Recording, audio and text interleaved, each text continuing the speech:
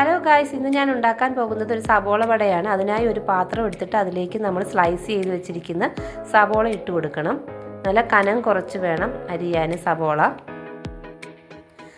ഇട്ട് കൊടുത്തതിന് ശേഷം നമ്മൾ 2-3 പച്ചമുളക് വട്ടത്തിൽ അരിഞ്ഞത് ഇട്ട് കൊടുക്കണം.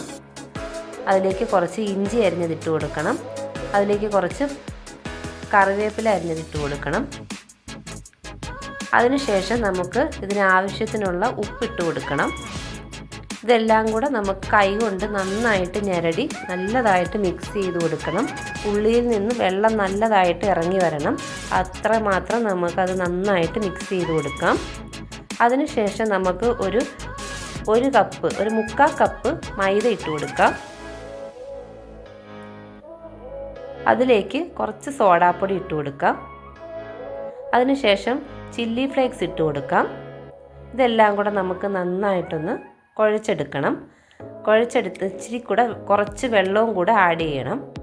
ആദ്യം കൈകൊണ്ട് നന്നായിട്ട് കുഴച്ചെടുത്തിട്ട് അത് ഇച്ചിരി കട്ടിയായിരിക്കും. അപ്പോൾ കുറച്ചും കൂടെ ഒന്ന് ലൂസാകാൻ വേണ്ടി കുറച്ച് വെള്ളം ആഡ് ചെയ്ത് കൊടുക്കണം. എന്നിട്ട് നമുക്ക് നല്ല വട ഉണ്ടാക്കാനായിട്ട് ഉള്ള പരുവത്തിന് നമുക്കത് നന്നായിട്ടൊന്ന് കുഴച്ചെടുക്കാം.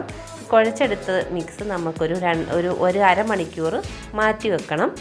അതിനുശേഷം നമുക്ക് ഒരു പാത്രം അടുപ്പത്ത് വെച്ച് അതിലേക്ക് എണ്ണ ഒഴിച്ചിട്ട് ഇത് നമുക്ക് ഒരു വടയുടെ ഷേപ്പിലാക്കി പൊരിച്ചെടുക്കാം.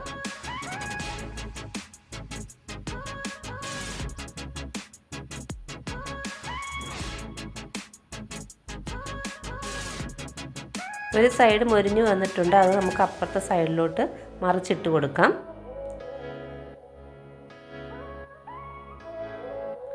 വടയെല്ലാം നന്നായിട്ട് മൊരിഞ്ഞിട്ടുണ്ട്. ഇത് നമുക്കൊരു സെർവിങ് പ്ലേറ്റിലേക്ക് മാറ്റാം.